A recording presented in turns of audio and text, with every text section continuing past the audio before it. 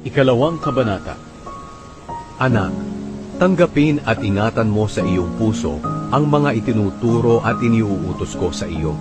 Pakinggan mo kung ano ang makapagbibigay sa iyo ng karunungan at kaalaman. Pagsikapan mong magkaroon ng pangunawa, na parang naghahanap ka ng pilak o anumang nakatagong kayamanan.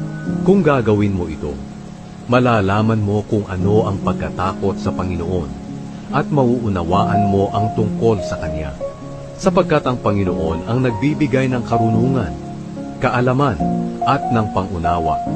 Iniingatan niya ang namumuhay ng matuwid, matapat at walang kapintasan. Binibigyan din niya sila ng katagumpayan. Kung makikinig ka sa akin, malalaman mo ang dapat mong gawin, ang tama, matuwid at nararapat. Sapagkat lalong lalawak ang iyong karunungan at